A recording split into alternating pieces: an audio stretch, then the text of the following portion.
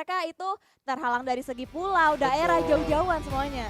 Betul, tapi tentunya mereka tidak terhalang untuk masuk ke Pulau Sunhawk untuk di game yang pertama. Let's go, ini dia Sunhawk. Yes, betul banget. Dan ini dia pembukaan untuk di hari kita yang terakhir di minggu yang pertama. Dan pastinya ke-16 tim sudah bersiap-siap untuk mereka bisa turun. Dan sepertinya sudah mulai ada beberapa tim yang melakukan early drop. Turun di arah bagian dock seperti halnya dari tim Bonafide. Betul, tapi kalau kita lihat ya, dari hari ini, untuk khusus di hari ini, game pertama itu yang tidak bermain adalah grup B. Betul. Berarti nggak ada Bigetron, nggak ada Geekfam. Wait, salah gua. Hari Grup terakhir, E. sorry. Grup E. Grup Maaf, E. maaf, maaf. Grup E yang nggak bermain. Berarti GD, Skylights, Onyx, dan BNW atau BNW tidak bermain untuk di game yang pertama. Tapi A, B, C, D itu grupnya bermain semua. Jadi kita bakal melihat fight tentunya di arah sekitar Hatin, di bagian di camp alphanya juga. Tapi gua ngelihat ada dua parasut yang bergeraknya bersamaan. DU menuju ke bagian Hatin dan ada dua pemain Boom Esports yang menuju ke arah Hatin juga, Winnie. Iya ya betul, dan kalau misalkan kita berbicara boom itu mereka memang sering ngambil ke arah bagian scrappingan di bagian jembatan, ke arah checkpoint dari Scarlet juga sering diisi, tapi nggak nyangka kalau misalkan mereka akan coba mendekati lagi, lebih dekat lagi daerah dari arah bagian utara di mana Scarlet mungkin karena tidak bermain akan coba diperebutkan dari tim DU, karena kemarin DU itu mereka fight sama Aura di Ruins. Yap, kemarin mereka kayaknya ada percobaan untuk menuju ke bagian Ruins, tapi kayaknya tadi gue lihat di bagian Ruins ada dua tim yang bentrok juga. Wow. Entah tim yang mana, tapi ada yang bentrok di bagian Ruins dan ternyata yang turun di bagian Hatin itu nggak dua pemain Boom, tapi tiga pemain Boom. Sementara satu orang dari Boom ini udah turun di arah yang lainnya lagi bermain scrapping di arah sekitar jembatan yang jaraknya nggak terlalu jauh dari arah Ruins. Iya ya betul banget. Hatin. Hatin, betul banget. Dan juga nampaknya dari arah Ken dan juga Hexas juga mereka udah nge-prepare diri mereka sendiri juga, udah mulai membagi splitnya juga di arah bagian komponen berbeda. Masih berusaha untuk mengawasi doang, gerak-gerik belum ada inisiasi lebih lanjut lagi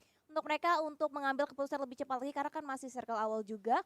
Masih ingin coba bermain lebih santai lagi, mencari posisi yang lebih enak lagi mungkin. Yes, betul. Mereka bakal bermain lebih santai lagi seperti yang dilakukan oleh EVOS yang tidak mendapatkan gangguan sama sekali karena nggak ada kontender yang turun di bagian sekitar mana tadi, sekitar Paradise-nya. Kosong melompong. Sementara kalau dari arah Ruins ternyata sudah terpantau oleh observer kita bahwa yang turun di sana adalah Void dan juga Aura. Ini dua tim yang memang suka bentrok di awal-awal gitu. Tapi itu kayaknya terjadi di season berapa ya? Season 4 atau season 3 gue lupa. Tapi untuk di Spring Split kali ini gue jarang banget ngeliat Void sama Aura fight di bagian Ruins.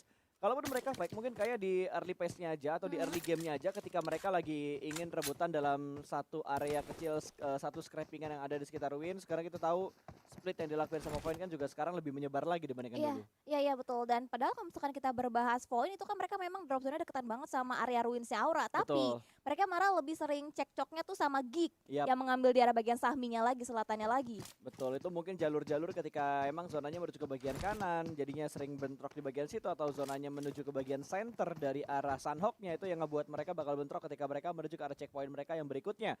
Baru ngomongin Geekfam, tiba-tiba sudah terpantau Geekfam-nya dan cukup dekat tadi dengan salah satu tim di sekitar sana, ada Victim 365 yang tadi sempat dibahas oleh Junior Out untuk beberapa analisa drop spot dan segala macamnya, tapi kayaknya yang bakal fight terlebih dahulu adalah DG dan juga GPX. Ini gue perhatiin DG selalu mengambil fight di early game. 5 hari game berjalan, 5 hari PMPL Indonesia berjalan, gue selalu ngelihat DG fight di early game. Betul-betul, dan juga kalau nggak DG juga yang paling sering fight di early itu DU. Mereka nge-split tapi seringnya DU tuh mereka sering banget playernya keculik satu persatu Kak. Betul, tapi ini kondisinya malah agak sedikit berbahaya untuk GPX karena Rosemary belum punya helm sama sekali, bahkan face-nya masih level 1 dan hanya ada UMP yang ada di tangannya itu kalau nggak salah satu lagi AKM, berarti ada dua weapon, tapi dari segi defensif seorang Rosemary masih belum terlalu bagus.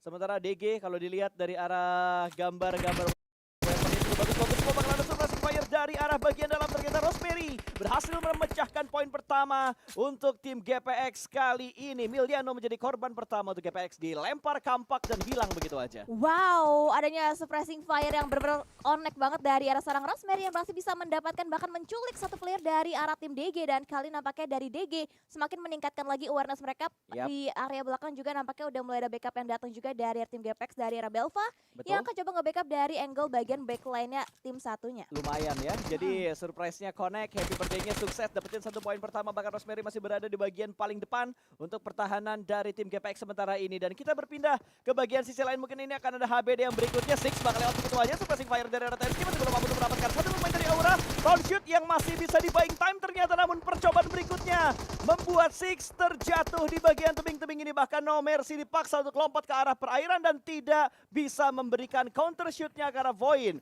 Void mendapatkan satu pemain dari Aura dan mungkin Nomercy akan menjadi korban yang kedua. Yes, betul, karena dari segi posisi Aura memang benar-benar terjepit banget sama adanya apitan dua sisi dari tim Void. Bahkan Nomercy juga cukup low HP, bahkan connect juga peluru dari arah seorang Nyongs yang berhasil bisa mendapatkan target yang kedua kalinya ke arah tim Aura. Tapi kita bergeser juga ke arah fight dari arah seorang Flyboy yang mendapatkan satu knockdown lagi ke arah tim GPX. Trading juga terjadi antara tim DG dan juga GPX kali ini. Betul sekali, terkena backstep dari bagian belakang tadi EVOS berhasil menculik dua pemain dari GPX dan ini yang membuat DG berani untuk meretake tempat milik satu pemain dari arah GPX tadi. Satu persatu sudah mulai hilang, bahkan kali ini GPX hanya menyisakan dua player aktif saja dan EVOS mengambil high ground yang ditinggalkan oleh dua player GPX yang sedang kabur saat ini.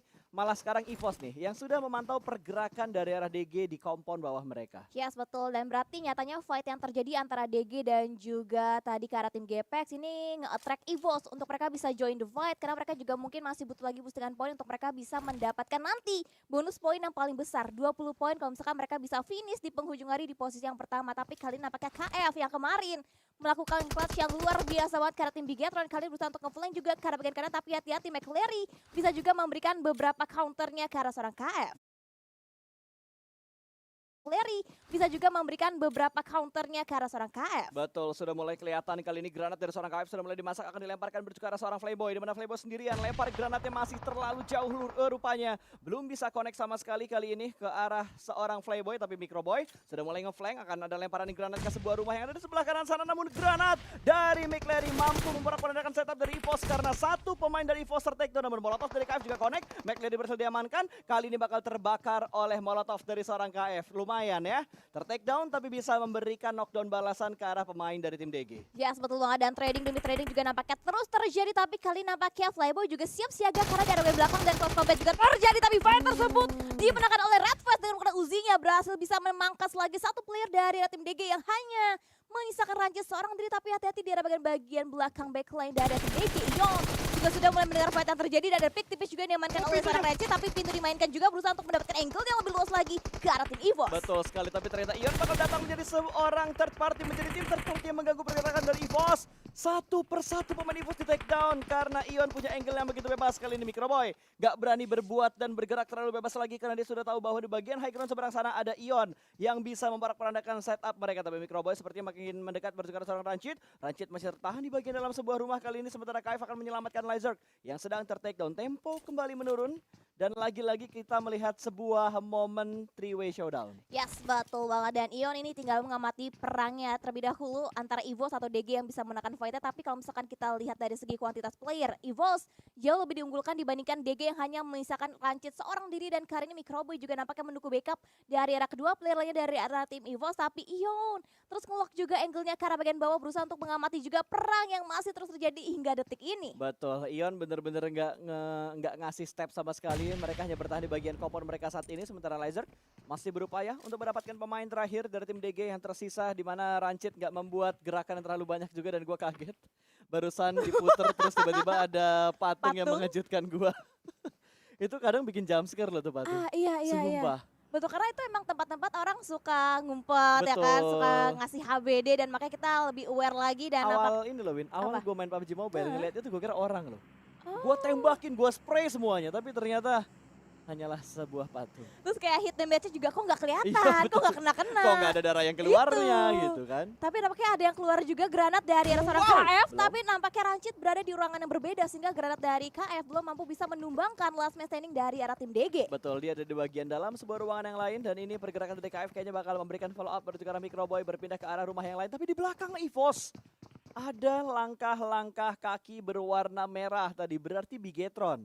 Bigetron ada di bagian belakang dari EVOS kali ini. Kalau tadi dua tim bersih tegang, sekarang 3 tim bersih tegang. Bentar lagi kayaknya bakal ada 4 tim yang bersih tegang. Tapi granat dari Lizard akan dilemparkan ke sebuah ruangan. Dia tahu bergerak pindah sama tembakan dari Ion dan berhasil mendapatkan satu lagi Genfos memberikan distraction ke arah tim EVOS yang ingin mengepus ke arah seorang Rancid. Dan Rancid sementara ini bakal terselamatkan, Windy. Yes, betul, dan apakah tadi sedikit offside posisi dari arah seorang Lizard karena dari arah bagian angle-nya itu Genfos memiliki high ground vision dan juga advantage, dan tentunya ini akan membuka kesempatan lagi untuk Ion bisa mengganggu juga fight. Tapi close combat juga akan terjadi, tapi Rancid lihat cukup low juga HP-nya, tapi KF juga sedikit mundur lagi berusaha untuk memberikan backup juga, tapi granat akan coba dimatakan kok kangen Microboy, tapi granatnya masih belum connect, masih belum bisa mendapatkan seorang Rancid nampaknya. Betul, tapi di bagian lain ya, yang tadi gue bahas, Bigetron memberikan sebuah kejutan juga menuju ke arah EVOS, karena Lizard dipulangkan ke arah lobby, poin masuk menuju ke arah Bigetron kali ini, dan Circle yang kedua sudah mulai muncul. Ini akan membuat fight-nya akan semakin panjang lagi, karena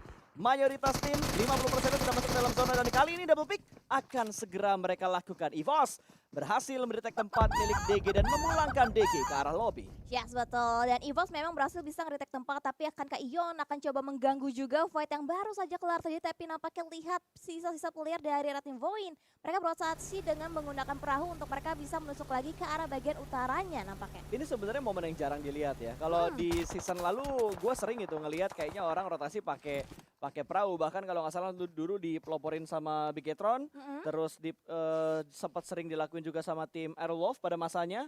Boom Esport juga pernah melakukan rotasi dengan jalur laut, tapi kali ini Void yang mengupayakan diri mereka untuk rotasi di arah lautnya, dan entah kenapa gue selalu punya pendapat, lu rotasi pakai kapal itu lu akan lebih banyak membutuhkan bensin dibandingkan pakai motor, mobil, ya kendaraan darat lah.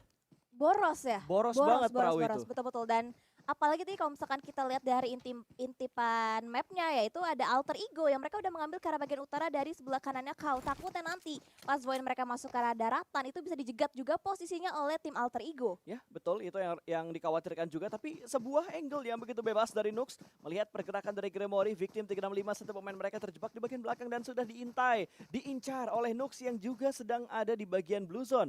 Gremory akan melakukan boosting, tapi masih ada satu pemain di bagian belakang. Kalau misalkan dia ngebuka tembakan, harusnya masih ada backup yang akan datang dari Victim 365. Iya, betul-betul. Masih berusaha untuk ditahan juga gerak-geriknya dari arah bagian dalam. Benar-benar Gremory, dia menahan di arah bagian compound, tapi kita bisa lihat juga pergerakan dari arah seorang Crush. Udah bisa masuk juga, tapi ada gerak-gerik yang begitu bebas, tapi masih menahan juga tembakan dari seorang Nox, dan terlihat begitu jelas dengan kali namanya. Dia akan coba di-spread langsung melakukan yang dari seorang Nox. Dan itu dia adalah brownie shotnya yang berhasil bisa membebaskan dirinya dari peluru panas seorang Nox kali ini. Betul, tapi hampir tidaklah cukup untuk mendapatkan sebuah confirm elimination, dan di bagian lain juga sudah mulai ada fight yang terjadi di mana Linux menjatuhkan pemain dari Boom. Ken dipulangkan ke bagian lobby, poin masuk menuju ke zona e-sport. Sudah mulai cukup banyak yang pincang. EVOS sisa 2, Aura tinggal 2, GPX tinggal 2, dan Boom sudah kehilangan 1. Tinggal 3 player aktif dari Boom Esport sementara ini. Wow, betul banget. Dan kita bisa lihat juga mereka melakukan split yang cukup jauh juga, di mana Hexas akan ditugaskan untuk bisa menahan mungkin pergerakan dari tim zone yang akan coba dia mati terus-terusan. Sama halnya dengan Bonafide yang semakin dekat juga dengan V365, dan dia udah mulai bangkit juga. Dia sama Shell memberikan suprasi ngetek, tapi nampaknya masih belum bisa menumbangkan. Satu player dari bagian luar akan coba dicari lagi, tapi lihat Cita cukup low HP-nya dibuat oleh seorang Chill. Bener-bener Cita ya, larinya cepet banget gitu. Chill tiba-tiba bingung di mana arah Cita berada saat ini. Sudah mulai berputar ke bagian dalam, di bagian luar sebuah rumah. Granat sudah mulai dilemparkan ke bagian luar, belum korek sama sekali, tapi Blue Zone akan segera menghintip, akan memaksa mereka untuk melakukan commit fight untuk sementara ini. Tapi Chill masih begitu bersabar, dan granat sudah mulai dikokang, di cancel begitu aja. Kali ini diberikan sebuah free fire, tapi malah memanfaatkan momentum untuk melakukan healing. Tapi granat datang dari bagian luar, akan segera meletup, namun masih bisa digocek oleh seorang Chill, dan Cita diamankan oleh pemain Victim yang lain. Namun Tuyul berhasil mendapatkan sebuah threat knock, tapi dia terlebih dahulu malah dipulangkan ke bagian lobby. Bonafide benar-benar bonyok, kondisinya tidak mensupport untuk Bonafide bertahan lebih lama lagi. Last man standing. Belum last man, tapi masih ada 2 pemain yang masih memberikan tembakan dari bagian blue zone. Ini Bonafide menurut gue berani banget. 2 pemain tapi berani open fire dengan kondisi mereka yang masih terjebak di bagian blue zone, dan jaraknya hampir 400 meter untuk masuk dalam zona. Yes, betul. Dan untuk mereka untuk masuk ke arah bagian zonanya juga bukanlah jalur yang aman, tapi lihat juga pergerakan dari seorang Gremory. Peluru panas dari M4-nya connect, mendapatkan lagi knockdown, lebih knockdownnya karena tim Bonafide yang benar-benar dibuat bonyok banget kali ini. Dan dari arah Victim mereka kembali bisa melakukan rotasi mereka untuk lebih masuk lagi, tapi lihat di arah bagian luar lainnya Geek juga sudah mulai berdatangan, akan coba diganggu, nampaknya Ucup seorang diri di area yang begitu open berusaha untuk mendapatkan knockdownnya tadi ke arah player dari tim Geek. Gila, ini fight-nya nge-split semuanya loh. Bonafide nge-split kali ini. Bonafide menghadapi 2 tim di 2 titik yang berbeda. Malah kali ini Bonafide last man-nya tersandwich oleh 2 tim. Victim datang dari bagian belakang, Geekfam datang dari bagian depan. Karena semua sisi mereka tembak. Betul banget. Dan bahkan sekarang juga Shield juga tertangkap dari angle arah lainnya dari arah tim Geek yang ternyata berhasil bisa mendapatkan angle yang begitu luasnya ke arah tim V365, dan Ucup akan coba dicari, akan coba ditabrak oleh seorang Maybe yes mendapatkan Ucup atau tidak. Dan kali ini Maybe gak sadar akan berusaha untuk mencari lagi, tapi nampaknya Ucup berhasil lolos dari cengkraman mata seorang Maybe. Yes, Maybe gak sadar kalau ternyata ada satu cacing yang sedang melakukan proning. Dia malah berfokus untuk mendapatkan sebuah confirm elimination dan mendapatkan 1 pemain dari Victim 365 yang sudah diamankan oleh Geek Fam tadi. Betul-betul, dan kita berbeda lagi karena bagian kempal lainnya di mana dari arah tim RRQ. Dia nggak mengetahui ada tim GPXK yang tepat berada di bagian kempal dan mereka berotasi. Wow. Oh, ini kelihatan.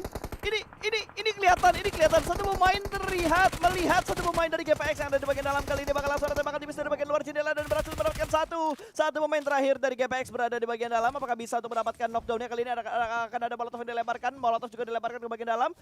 Terbakar habis, tapi sepertinya Mort bakal menunggu dari bagian pintu yang lain. Dan itu dia akhir perjalanan dari GPX untuk game yang pertama. Dan Aura kembali lagi bertemu dengan Void, tapi kali ini Jaden one man show. Dua pemain dari Void berhasil dipulangkan ke lobby. Nyongs hilang dalam sekejap mata, gagal mendapatkan pemain terakhir dari Aura, dan ini harusnya akan memberikan waktu untuk Jaden menyelamatkan Hans for You yang ada di bagian bawah. Yes, betul. Tapi posisi dari Hans For You itu berada di arah bagian bawah air, dan kali ini nampaknya dari arah Kenan juga masih ngelock visionnya ke arah bagian depan, berusaha untuk mendapatkan lagi player terakhir dari arah tim Aura. 2 lawan 1 dan Jaden semakin terjepit lagi posisi mereka, apalagi juga Circle akan segera berpindah lagi, akan mempersempit lagi ruang gerak dari ke-14 tim, dan kali Jaden akan berusaha untuk berenang kembali, berusaha untuk mencari area yang lebih nyaman lagi dan berusaha untuk menghindari Vaya, tapi untungnya posisi dari Hans For You masih bisa diselamatkan juga oleh seorang Jaden. Betul, Jaden masih bisa menyelamatkan Hans For You karena tadi nggak ada press yang dilakukan oleh tim Void.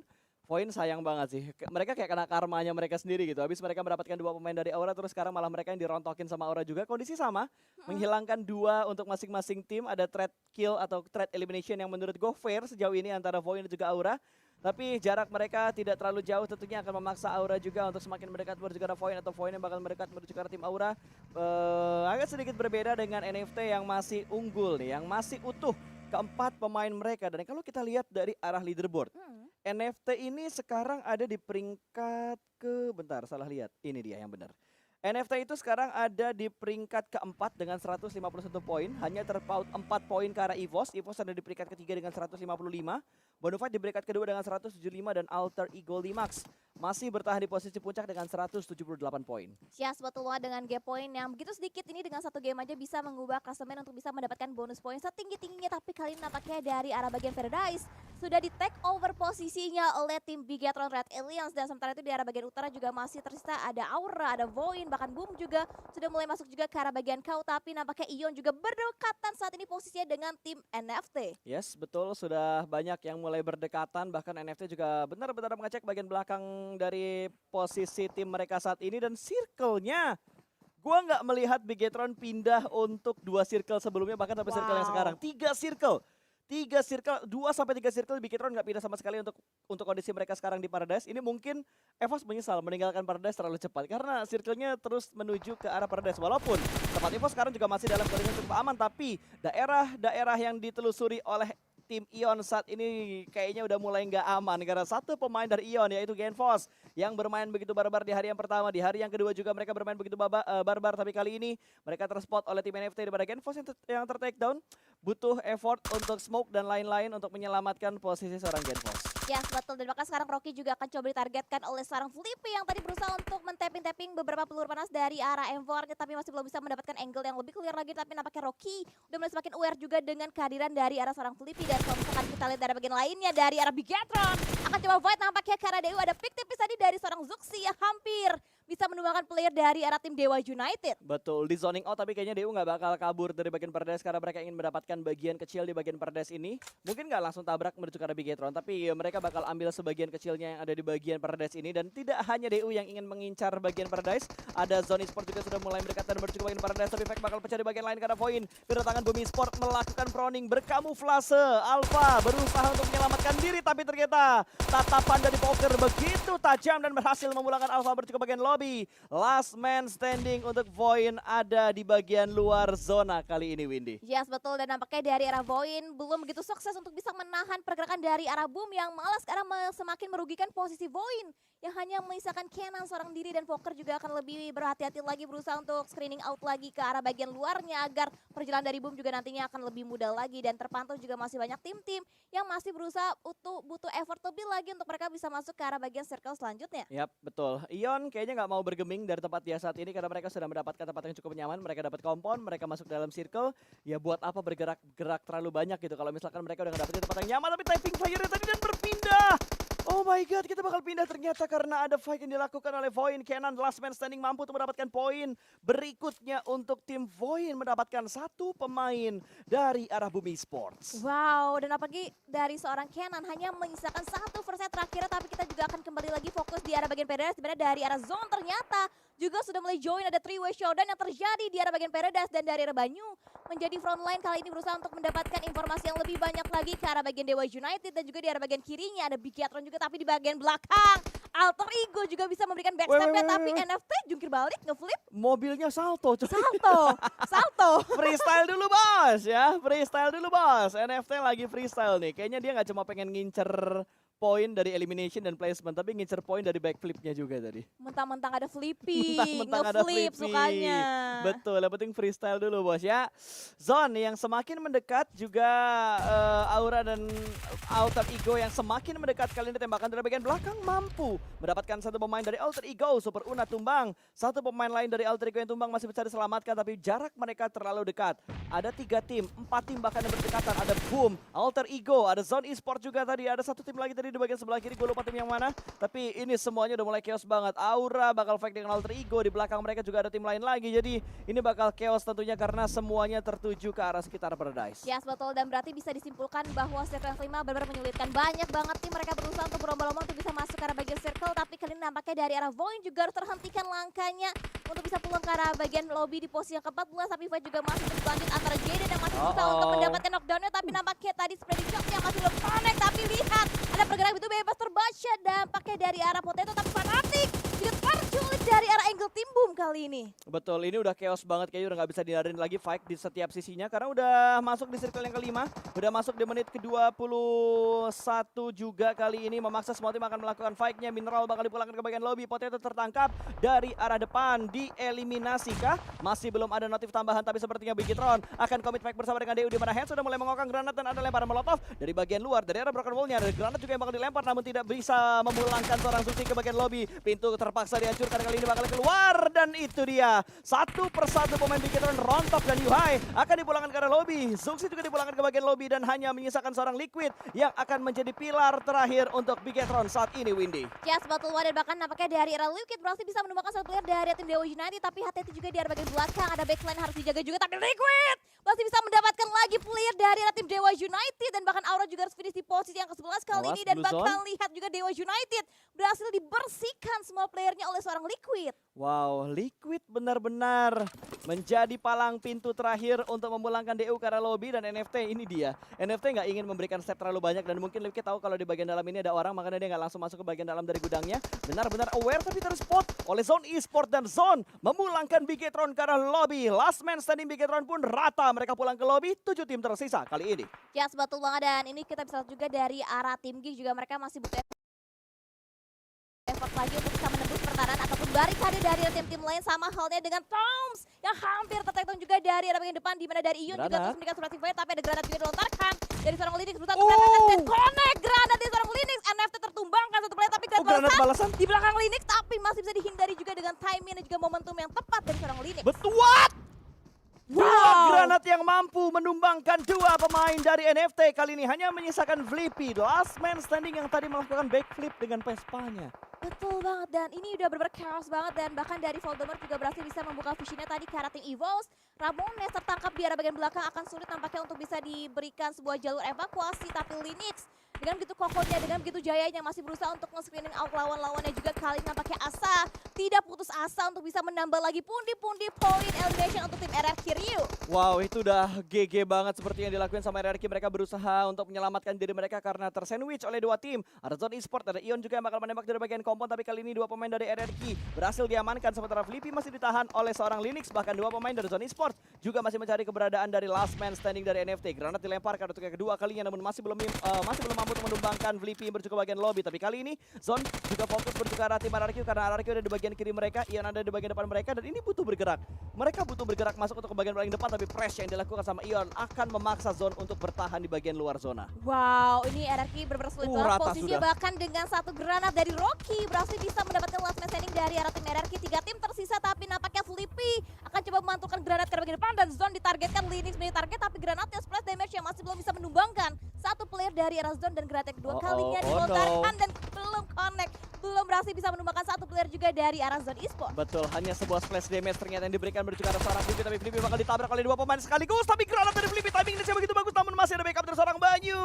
Sebuah komposisi serangan yang begitu bagus dari Zone membuat mereka bertahan. Menjadi dua tim terakhir yang tersisa kali ini tinggal menghadapi Ion, tapi Ion sudah mengontrol zona dengan begitu bagus. Play sudah mulai terus putar tembakan begitu bagus dari seorang Rocky, mampu menumbangkan satu kali ini. Bahkan dari Zone Esports hanya bisa bertahan dengan dua pemain mereka saja. Ini kondisi berimbang 2 lawan 2, tapi Banyu masih mengetahuikah atau masih mencari keberadaan dari pemain-pemain dari Ion Esports yang saat ini ada di bagian lower ground. Mereka sedang melakukan proning, belum terspot sama sekali, tapi Rocky naik ke arah mobil akan segera berputar. Tembakan dari arah Banyu masih belum mampu untuk menumbangkan satu pemain. Turun langsung dari bagian mobil, tapi Linux memberikan backup dengan sangat bagus. 1 versus 2 kali ini. Banyu akan segera mengambil angle bagian sebelah kiri, dan winner chicken dinner berhasil diamankan oleh Zone Esports di game yang pertama. Yes, betul banget, dan pembukaan yang luar biasa diberikan oleh Zone Esports dengan total 9 poin eliminasi yang berhasil mereka kumpulkan untuk game kita yang pertama. Dan Sunhawk, wow, luar biasa.